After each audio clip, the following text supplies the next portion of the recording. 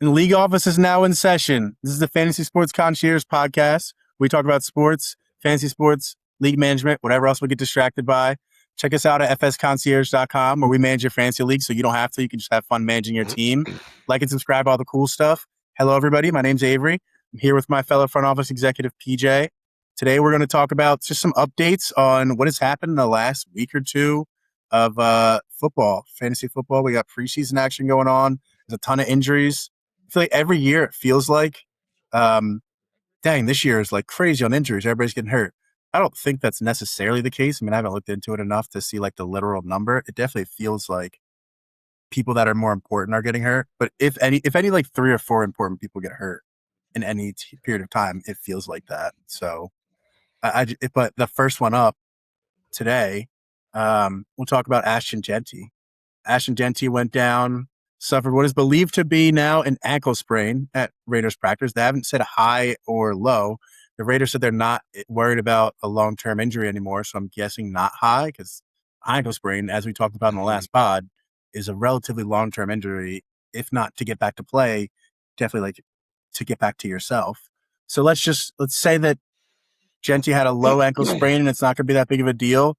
PJ, are you changing? There's going to be a lot of drafts this weekend. This is really big draft week, this draft weekend. Are you changing your where you pick Ashton Jeanty? What did you have him at before and where do you have him now?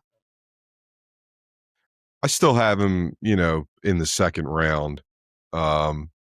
Listen, the biggest mistake with Ashton Jeanty is looking at that 3.7 yards per carry and saying that the rookie year proved that he was overrated.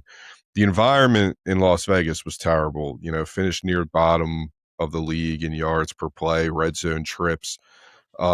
Jeanty only had 1.28 yards before contact per attempt. 65% of his rushing yards came after first contact. So the blocking was incredibly inconsistent for him all year. He wasn't getting clean yards. But at the same time, though, the Raiders treated him like he was an elite fantasy asset. He ranked first among running backs in opportunity share, 5th in snap share, and he caught 55 passes on 68 targets. That's a lot of targets. 68 for a running back. That's especially in your rookie year. Like, if he can start week 1, he should approach 75, 80. I mean, Kubiak said that he wants to treat him like a bell cow back. He literally said that in quotes. So I definitely would expect him to be getting upwards of 350, 370 touches, opportunities this season. Yeah, and I mean, with that type of opportunity and with those types of touches, he's very much a first-round pick almost towards the end of the first round. It's just that it's the team that really makes you kind of question whether or not this is worthy of the guy who I'm going to make my guy.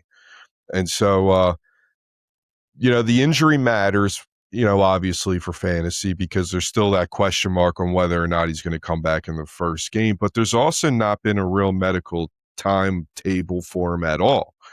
So,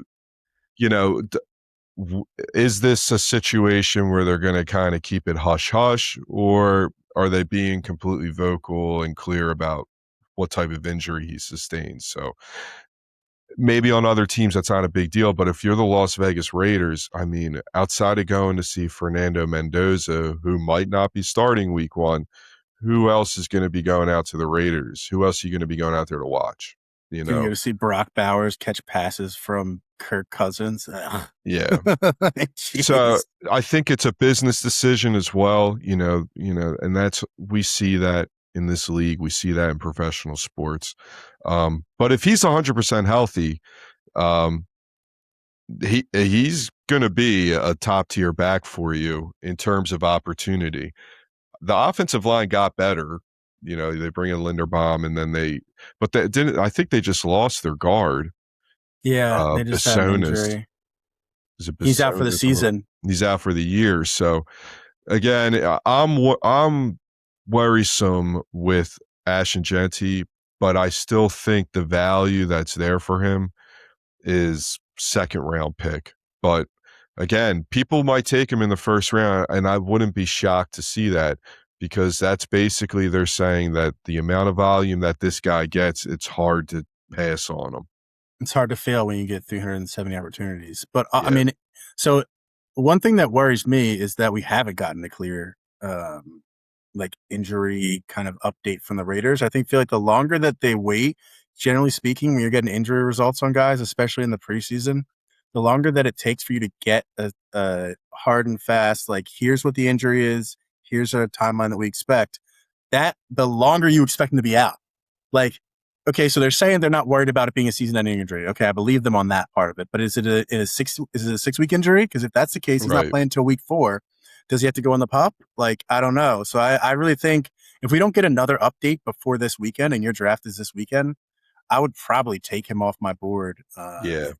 Not completely in the sense of like, if he's there in the 3rd round, of course, like who cares? Just take him. Right. I'll take 15, 14 games of him in the 3rd round. But where you would have to take him to actually get him, I don't think I would even take him in the 2nd if I don't get some sort of timeline on when he's expected to be back. And that's a perfect transition to Mike Washington Jr., Raiders backup running back, rookie, drafted 122nd overall, so mid-late round rookie. Had a really big, tested really great. He ran like 4.3s, 4.4s. He's a big, strong, fast guy. I would not necessarily move him up. What do you think, BJ? Would you move him up on your? I mean, I don't think he was even being drafted necessarily before this news came out. Maybe he's a last 2 rounds sleeper handcuff guy. Well, he might have rose some people's boards because he did have a really good camp and he looked really good in preseason games. So, before you even thought about Ashton Jeanty getting hurt, you thought maybe that this could be the guy who will help balance out that opportunity share. Because let's face it, I mean, they cannot keep giving this guy the ball the way that they have been with an offensive line that they have and not expect him to get hurt. Right. So again, we go back to that timeline that we're not aware of just yet. It's very important because let's say he's out 2 games and, you think, not a long-term injury. I could take him in the 1st, 2nd round, no problem whatsoever. I'll just, bite the bullet for those first 2 weeks. However, like if Washington comes out and plays really well in those first 2 weeks, then we're talking about maybe Jeanty losing a couple of touches because now they're saying to themselves, let's nurse him back to fully healthy. And now we have a guy where we can preserve Jeanty for more, situations where we actually need him. I think it's similar to the situation with that the Eagles are now seeing with Tank Bigsby and Saquon Barkley. So last year, Tank Bigsby kind of showed out a little bit to the sense where people came into camp, and Tank Bigsby has had a great camp too. They're saying like, all right, we definitely know Saquon's a guy. He's going to get all the touches, all that stuff. But you can't just leave your running back out there for 30-plus touches a game. Yeah. Like, you need to keep them to low to mid-20s at a max, no matter who the guy is, just to keep them healthy. And this other guy should get 5 to 8 touches a game. And that doesn't have standalone value. Like, I don't think Mike Washington Jr. has standalone value, even unless Jeanty is out like for a while. He's just a handcuff. And so like if I didn't have Jeanty, I really wouldn't really be thinking about it because even if he does get the start, he's not getting the treatment that Jeanty was getting. He's not getting 20 touches a game. He might get 12 to 15 to 17, somewhere in there. He'll probably keep that the target share though that Jeanty's keeping because he's shown that he can catch the ball well. And there's a possibility there that if he shows out those first 2 weeks, that possibly he's going to take some passing downs away from him. Yeah, and that's all well and good too as a handcuff, but just think about it like this. If the Raiders went into the season with Mike Washington Jr. as their starter and Ashton Jeanty didn't exist, I wouldn't really want him that much. I mean, we just talked about how bad their O-line is still. I mean, they improved, but they're still bad. They lost their their starting guard, and like the Raiders offense is just not a great environment at this point. So people just don't get too hype on the Mike Washington Jr. love, even if it so happens that I think the only way that he jumps into the top 10 rounds as a draftable player is if Jeanty's out for like half the season or more. Yeah, he's a last round pick. You know what I mean? If you're doing a snake draft, auction draft, he's $1. He's a guy that you're willing to cut, at any time. So, yeah. And so On to the next kind of injury that's impacting this season pretty significantly. Alvin Kamara, I've heard it both ways. He's got an MCL sprain, expected to miss roughly 4 to 6 weeks. So that tells me for Travis Etienne or Travis Etienne, wheels up. Like Travis Yeah. Etienne, Kendra Miller is the backup there, who is another guy who's extremely injury prone. He's a talented running back, but he's very injury prone and wasn't drafted by the current head coach, Kellen Moore. The person who was brought in by Kellen Moore was Travis Etienne. And so Travis Etienne is going to get touches now. Like I expect him, before the Kamara injury, I would think maybe 15 to 20 touches opportunities range. I think he's going to be solidly 20 to 23 opportunities per game in a fast-paced offense in New Orleans that also lost Tyson for the first month of the season. So there's going to be some receptions there that can go to A-Chain. Like, I think he is a borderline round one running back at this point, just because of the amount of opportunities he's going to get. That offense is expected to be actually pretty good, average to above average. And then the pace and the amount of trust that I think a lot of people have in Kellen Moore bumps it up a little bit more. So I think like the Raiders are on a below average tier as far as the talent they have in that offense. Whereas I think that the Saints have some talent in that offense where you got to pay attention to Olave. They have a pretty good offensive line. Tyler Shuck, there's a lot of confidence in him from some stretches of the football verse. I've got a lot of confidence in Tyler Shuck. I think Travis Etienne can have a really good start to the season at least. And I've talked in the past about you need to make trades, and not that you draft to make trades because that's kind of setting yourself up for a sucker's bet. But if you can draft Travis Etienne and he is an RB1 and is a top 5 running back for the first 5-6 weeks of the season while Kamara's not there, and then you know that he's coming back and you trade him before, the rest of the league sets in and maybe adjust the defense for what the Saints are doing before Kamara gets back to take away some of the touches. And you might get back a running back 1 from week 6 through the end of the season. So he doesn't have to be a top 5 running back or RB1 the whole season, Travis Etienne, for you. He can be an RB1 or top 5 running back for the first 5-6 weeks. You trade him, you get back an RB1 for the last part of the season. So I just think that he definitely should be going up. I wouldn't say flying up your draft board, but I think before he was a late second, early third, and now he should be a late first, early second consideration. Yeah. So when people are, I like your idea, I like the idea of trading guys when, they're kind of ready to move on. But I don't think Kamara coming back is going to affect his fantasy production as much as people would, think. And the reason being is because A-Chain is like one of them great examples of why you need to separate volume from efficiency in terms of like how you're scoring guys in fantasy. So last year he only had 296 touches, but he had 1,400 total yards. So I finished him around running back 13 in points per game. That's excellent fantasy production, but in the advanced efficiency, it was much more than ordinary. I mean, Fantasy Pros had him. It wasn't as good as you would expect him to believe, but he had his explosive run rate, his missed tackle rate, and his yards per attempt rate are outside the top 30. So Pro Football Focus is saying that he has a 3.04 yards after contact per carry and then 46 mixed tackles. So the takeaway is not that he's bad, but the takeaway is that his fantasy value is like extremely sensitive to whether the workload stays big though. But I think that they paid this guy the amount of money that they paid him, and what he did for the Jaguars last year in terms of the red zone touches that he was getting. It was just Lawrence and A-Chain getting the ball in the end zone for them last year. He replaces what Kamara was great at as well as a receiving back. I don't think his injury affects him whatsoever. So I think that, keep him pretty much where he's at. I don't think it really shoots him up the board. I don't think it shoots, and I don't think Kamara coming back shoots him down the board. I think he's right where he should be. I also think in the red zone, he could still have that role. I think that might be a place where Kamara's absence might help him a lot, and that Yeah. Kamara was definitely a good red. He's been a good red zone running back, especially with like catches in the red zone and punching it in his career. So without him there, Etienne could pick up some of those, dump offs at the 15 and getting it in, and he could be a lot more productive he could be just as productive as he was last year at his goal line, inside the 20, red zone kind of back.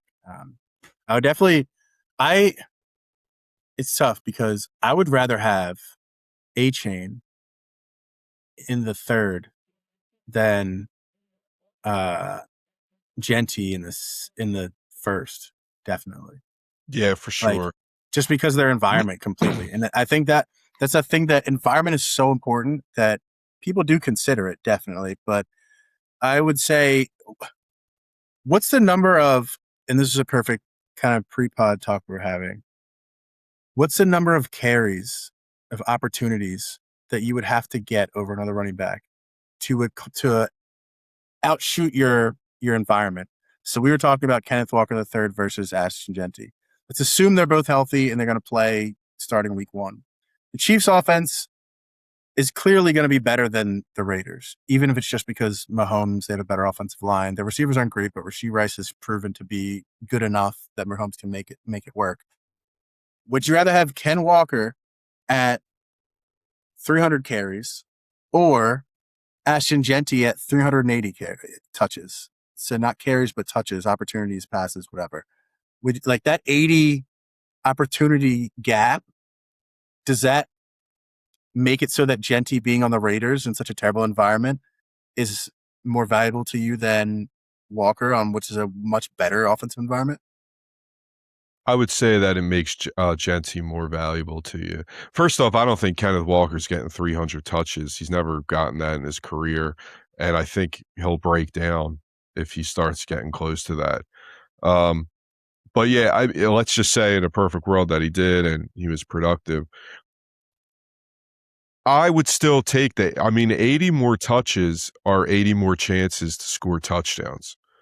And so let's say he even hits on, on those 80 touchdowns, he gets maybe 5 out of them. That's an incredible leap compared to someone else. You know what I mean? Like, let's Right. say if 30 you have points. 5 more touchdowns over someone else, that is such more fantasy value than the amount of yards he's getting. I could see that. I think And it's it's good not like, to. and that we're also talking here about touches. We're not talking about rushes here. So, and he's a guy who gets thrown the ball a lot. So, yeah, I would take it over Kenneth Walker. Kenneth Walker doesn't get thrown the ball either. Yeah. Never has. I think that a lot of it depends on your roster construction. A lot of what we talk about, a lot of everything in fantasy depends on your roster construction. But if you are going to take Jeanty first, and producer Rick loves Andy Reid, and Andy Reid over Clint Kubiak. I actually But don't Andy know. Reid doesn't rock with one running back anymore. Now they've definitely made it a point that they are probably going in that direction here, but I wouldn't be surprised if Kenneth Walker wasn't, when Kenneth Walker is not working out, that he's not going to take not a different direction completely, but he's going to start spreading out that workload.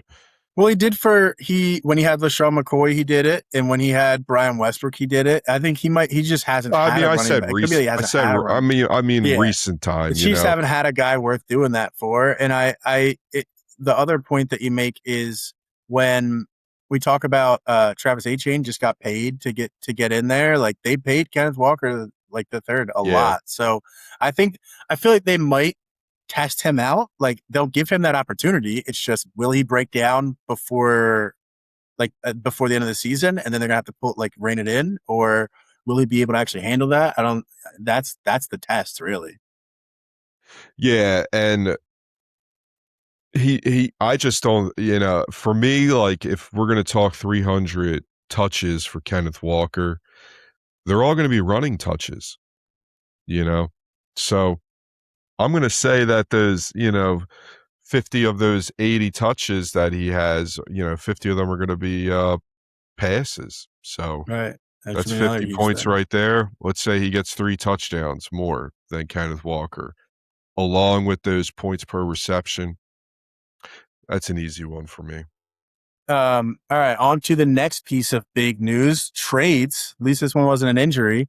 The Houston Texans acquired Kayshon Boutte from New England for safety Jalen Reed and a 2028 seventh-round pick. Boutte last year had 33 catches for 551 yards and 6 touchdowns at huge 16.7 yards per reception. I mean, that's big. He was definitely a deep threat guy in the best deep threat offense last year with the best deep threat passer, Drake May, last year. He requested a trade kind of quietly earlier this offseason, like before camp.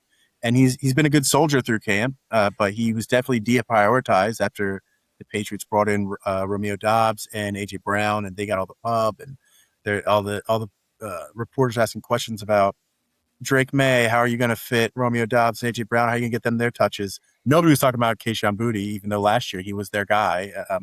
He was one of their like big, most important players. He wasn't necessarily consistent. I mean, he only had 33 catches, but those catches that he did have, I mean, 6 touchdowns is pretty good in this season. And of course, Houston brought him in because Jaden Higgins tore his ACL and will miss the 2026 season. And they need, second runner up to a running mate with Nico Collins. And Tank Dell, coming back off his extremely serious injury, is not necessarily ready completely yet. I don't think they don't know what they have in him. Jaden Higgins, or no, Jaden Higgins, Kayshon Boutte was, I don't know if he's getting drafted really that much. I mean, he was the third receiver on the Patriots. And even last year, he was a waiver wire kind of guy where you would see him on the team one week, then he would get dropped. Then you'd see him in the waivers again. You could take him.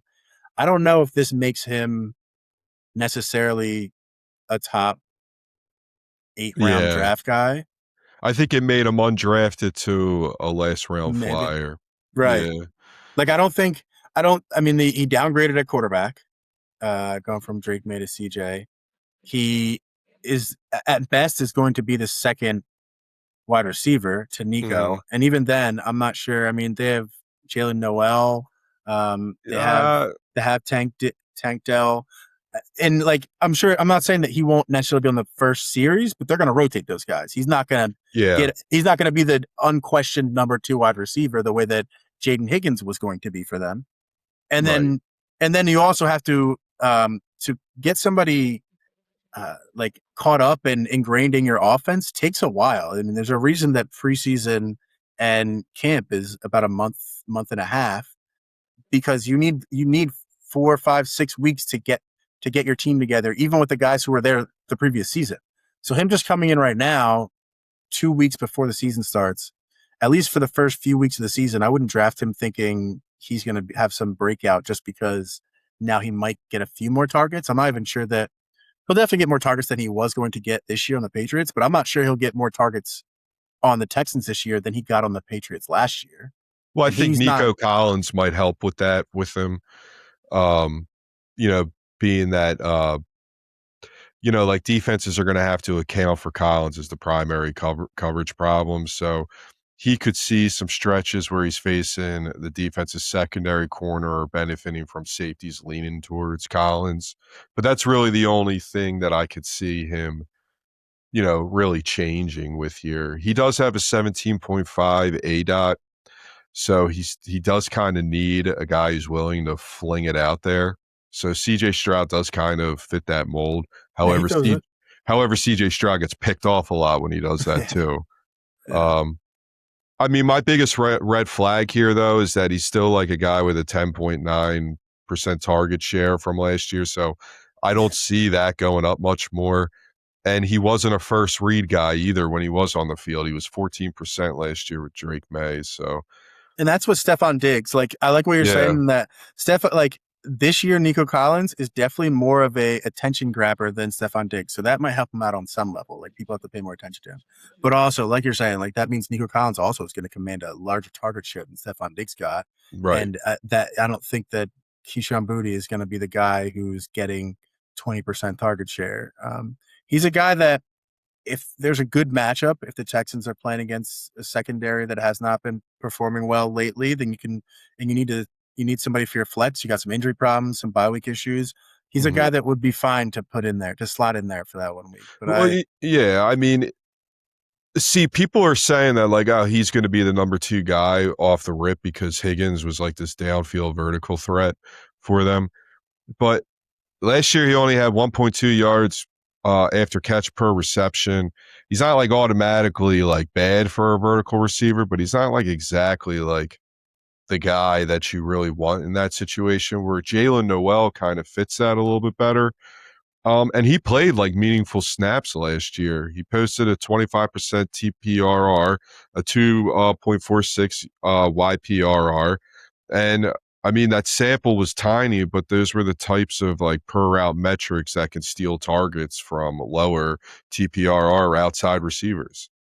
and the other thing is just the offense that he's in. I mean, the Patriots are a pretty balanced offense, but they're really a high-powered throwing offense, whereas the Texans this year are going to be a defense first because they have an amazing, possibly the best defense in the league. Like Yeah. they're in that group of 3 to 5 defenses that can be expected to be possibly one of the best defense overall. They need a lot of pressure and everything, and their head coach D'Amico Ryans is a defensive guy. They're going to play grinded out football, run the ball, control the clock, let the defense do the work for you, and the offense just take what's given. Don't Yeah. do anything too crazy. I think Montgomery's going to have a big season. He's going to get a lot of carries. He's going to play that 20 touch a game guy, and they're not going to be flinging it around the yard too often. So even if he is, like when we talk about Jacoby Lane, and we've talked about before, it's like, yeah, it's really cool. He's had a great camp and everything. The number 2 wide receiver on the Ravens is not necessarily a fantasy asset, regardless of who it is, just because that's not the way that the Ravens play. The Texans are in a similar position where the number 2 receiver on the Texans is probably not going to be a top 25, top 30 fantasy wide receiver, just because there's not going to be enough to go around there. That's not how they play. So definitely, if he drafts up this weekend, don't push him too high up your board. He's still a late round sleeper, kind of throw a dart guy who really you could just leave him on waivers and pick him up when you need him during the season. Mm-hmm. Yeah, I agree. Next guy we'll talk about, Keenan Allen. He's back from the grave. I don't think he didn't retire, so I guess not technically the grave, but he's back, signed by the Indianapolis Colts, 34 years old. He actually returns to playing under Shane Steichen, who Shane Steichen was a coach of, not the head coach, but one of the offensive coaches for the Chargers when Keenan Allen was there, one of the many times. And I just want to say Keenan Allen's career stats so we can fully see who this guy is, because I think he's slept on by a lot of people, especially people who don't play fantasy. 1,055 career receptions, 12,051 receiving yards, 70 touchdowns, 6 Pro Bowls. He is 48 receptions away from being third on the all-time receptions list in the NFL, which is just from a guy who I don't think there's ever been a conversation where is Keenan Allen the number 1 receiver in the NFL. That's never been a thing, just as long as his career's been. I don't even think there's ever been a conversation of is he the top 5 wide receiver in the NFL in any given year. Maybe top 5 like possession receiver in the sense that he's great for slants. He's a big body. He runs out the slot. You can trust him to catch the ball and do what he has to do with it. But he's just kind of been like in the background catching 80 to 150 or 80 to 120 targets every year. And here we are. Like, this is pretty amazing. Do you think you could count on Keenan Allen this year to be a wide receiver 2, a flex? I mean, well, I really think that his more important question this year is whether he could still earn targets. And if you look at the 25 metrics that, it'll say yes.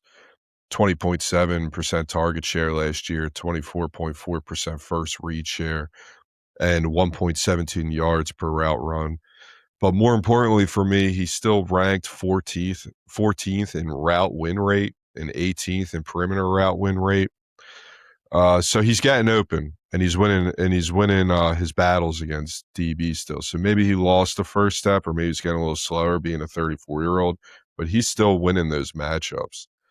The Indianapolis fit makes sense though with Steichen. He already knows how Allen wins in his routes. He called him one of the most cerebral receivers he's ever coached. That says a lot for a late August signing. But I When think, when Nick Sirianni was talking about Mekhi Lemon and what the Eagles liked out of him, or was it Mekhi Lemon? It might have been Darius Cooper, but he was talking about one of the wide receivers that was having a good camp, and he said he is, or it might have actually been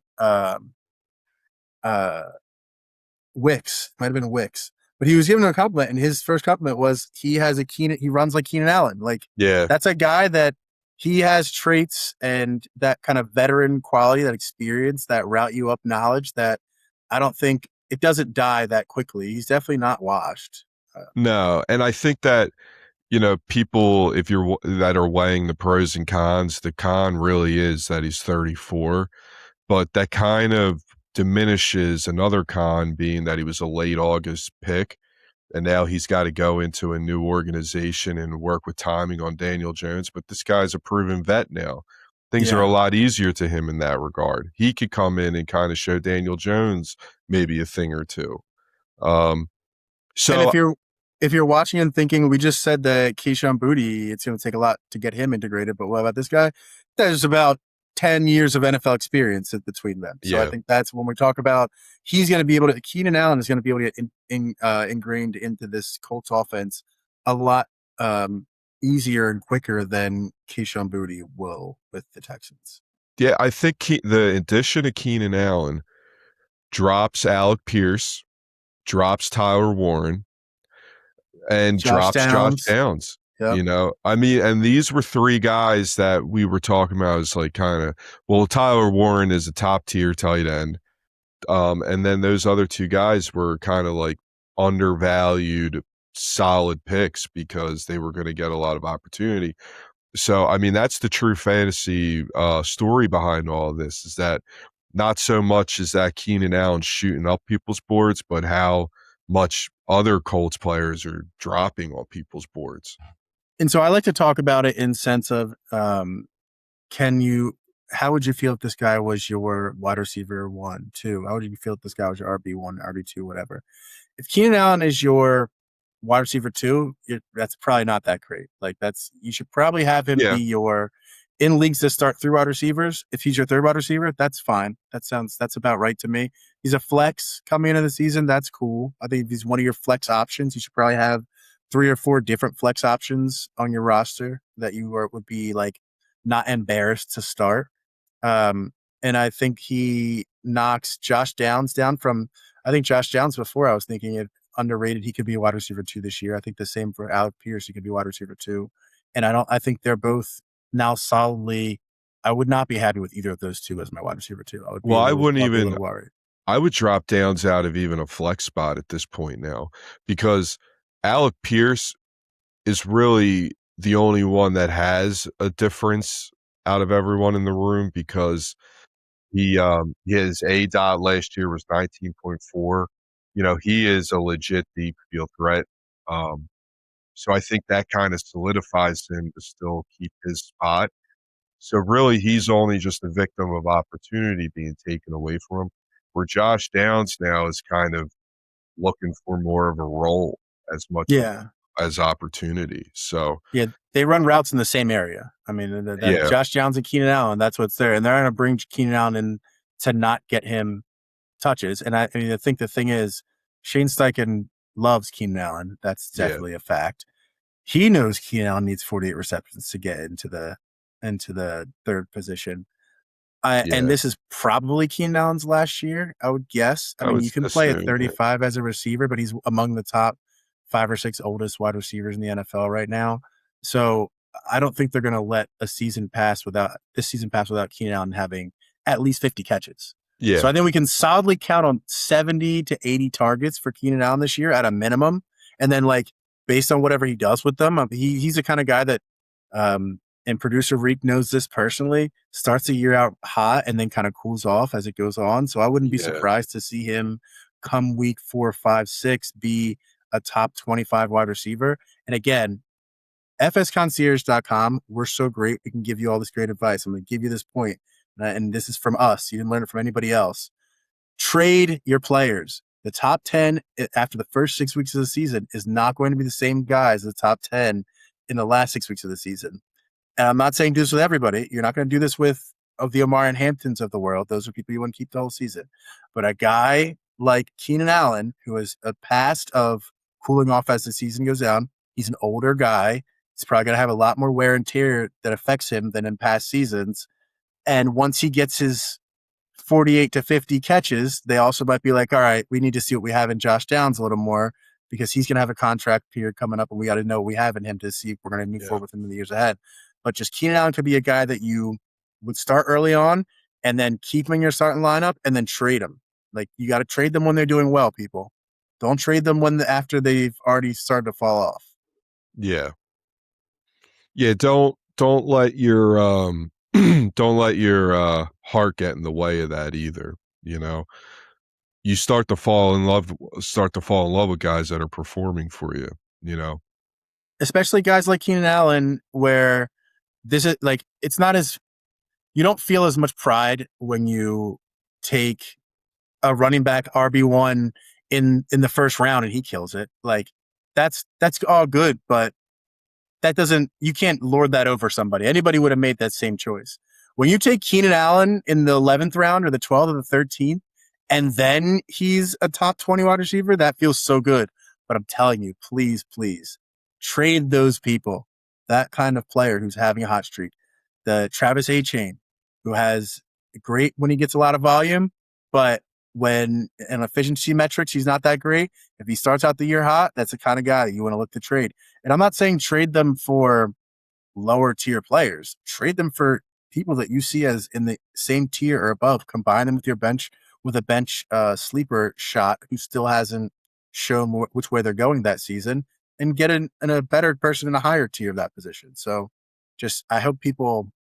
You gotta have the balls to do it. You're going for championships. Yeah. We're not playing for playoffs. We're not playing for, 5 just to get over 500.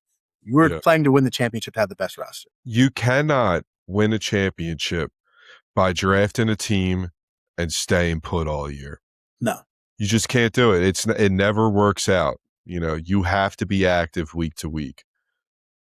And for people who are the commissioner of their league, it's going to be a little harder for you because you got to pay attention to all this other stuff. You got to pay attention to trade disputes. You got to pay attention to people not filling in all their rosters.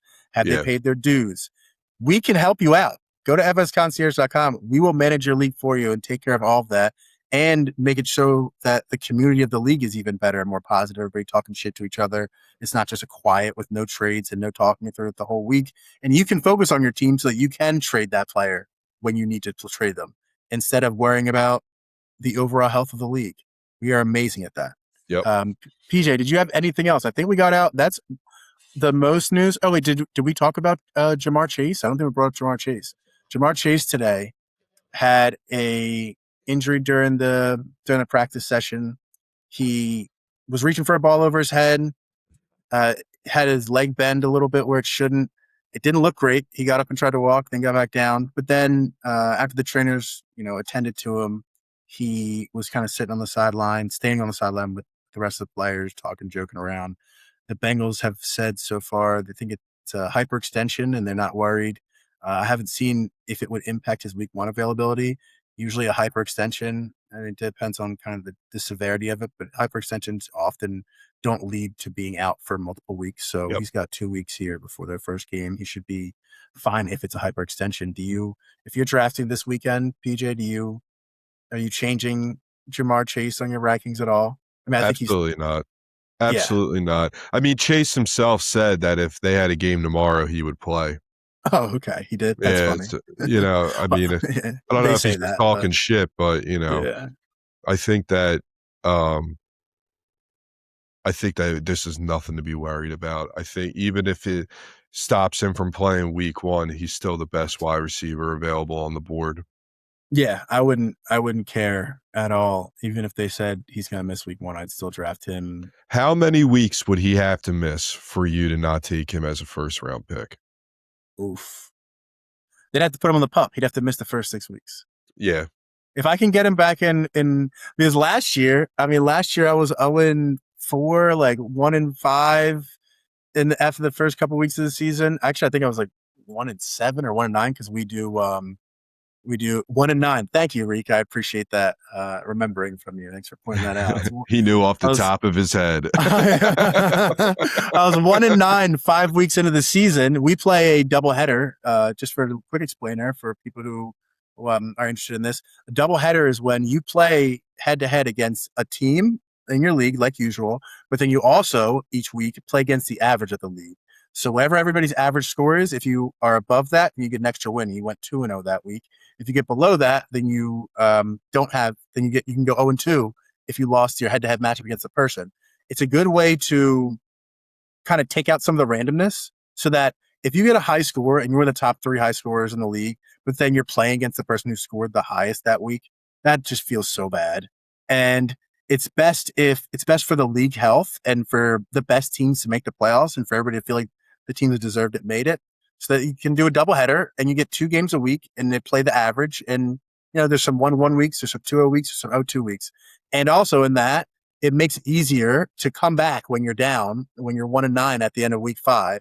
And so if I was able to come back from that though, like I think that's about a limit. I mean, we have a short regular season because we have 2-week playoffs. Another thing people should do, each playoff week should be 2 weeks again, to make sure that the best teams win and people don't feel like I was the best all season, then because of 1 week, 1 injury, I'm done.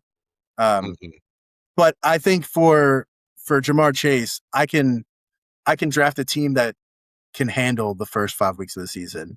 And if I'm 500 the first 5 weeks of the season, I'm good. You're happy, yeah. I'm not happy, but you're fine with it, yeah. But Ja'Marr Chase will lead me back because he is a monster. Yeah. No problems with that. Yeah, he's one of the best. He's going to go down in history as one of the best fantasy football players of all time. I just saw on ESPN the other day they had a inaugural fantasy football Hall of Fame. Wait, let me see. Who did they induct? That's pretty into cool. that? You got to put LaDainian Tomlinson in there. Oh yeah, 100%. Priest Holmes, Sean Alexander. I want to see who were the first. Peyton Manning, Drew Brees. The first 2 people they inducted are Randy Moss, awesome, of course, obviously, yeah, great choice, and Jamal Charles, another great choice. Those are 2 awesome ones, of course. Jamal Charles. Jamal Charles. He definitely deserves to be in there, but would you say he's the first guy? Oh, all right. Yeah, he's not the first guy I think of. I think he had his career was quick. Like he had like a 4-year span where he was just he was running to the ground. They gave him so many touches, like it was incredible. They gave him so much. They did that to Larry Johnson too. Yeah, and Larry Johnson 2 really wanted good it, years. Yeah, but the thing is, Larry Johnson was offended when he didn't get. I remember Larry Johnson would have quotes when he didn't get 25 touches in a game of what are we doing? Like, dude, you got 23 touches. Calm down. And he sat behind Priest, didn't he? Yeah, he did. He did. Yeah. I mean, the same thing happened to Priest. They gave him a bunch of carries and then he got injured. Priest is up there too. Yeah. Yeah, Priest Holmes will probably get inducted eventually. But no, I think you're right. The first person I think of when I saw that, and I thought who should be in the Fantasy Football Hall of Fame is LaDainian Tomlinson, because he did it for so many years and he was always just killing it. He was a fantasy weapon. I also thought Marshall Faulk. Yeah. Marshall Faulk was a big. That whole team, man. Torrey Holt, Isaac Bruce. Yeah, we're all good fantasy guys. But I'm guessing, I don't know how they're going to do how they go about how many guys they put in every year or whatever. But I assume LaDainian Tomlinson has to get in there next year. Or that kind of be starting to get ridiculous. That would be Randy insane. Moss. Yeah, he should Randy be Moss, of course. Yeah, those 2 really, and then I would say Megatron. Yeah. He also short career, but when he was in there, he was a problem. And he had that Matt Stafford targeting. Matt Stafford targets his guys. And you know what? Indirect Matt Stafford. Not because of his stats, because he's really not that great of a. I mean, he had a good year last year when a ton of his touchdown passes were in the red zone. That's probably not happening again. But he's never been because he doesn't run, he's never been a top 5 fantasy quarterback that you draft. But he makes other guys top. So I think he should probably, I don't think he'd be first ballot, but he should be 3rd or 4th ballot fantasy Hall of Famer because of what he did for Megatron, what he's done for Puka, what he's done for Devontae Adams, what he's done for the entire Rams offense. I mean, the offenses that he runs, even when the lines were shitty, had people that you would draft in fantasy. Yeah. Yeah. So we'll see. It's all ahead of us, man. This is these next 2 weeks are draft weeks. you This know, is draft heavy. and then we get into the season, so we got a lot ahead of us. It's really exciting. It's really Yeah. exciting. Best I'm time. hyped for this season. I've got 7 leagues. I'm in 7 leagues right now. Yeah. Average buy-in of like probably between $150 and $200 with some good prizes that I should win if I get first through third. So Yeah. I'm pretty hyped. And everybody, stick with FS Concierge throughout the season. Fantasy Sports Concierge, we're going to be here giving you updates on news of players, telling you who you should start. We'll do that. We'll get some flex rankings in here. We're going to have some new things added to our site coming soon. Not going to give out too much, but PJ will have that coming up soon. Stick with Fantasy Sports Concierge. It's going to be amazing. fsconcierge.com. Check us out. Want us to manage your league? You need advice? Anything? Anything you got left, PJ, before I talk us out? No, I'm really excited about the new products that we're going to be launching for everyone. I think everyone's going to like it, and I think everyone's going to find it very useful and really help make your league more competitive. Thanks for joining us, everybody. Don't forget, if you need help running your fantasy league, even if you don't think you need help, you do. We're better at it than you are. Visit fsconcierge.com. Check out our services. Check out our socials. Everywhere you get podcasts, YouTube. Minutes from today's meeting will not be distributed, and the league office is adjourned until next time.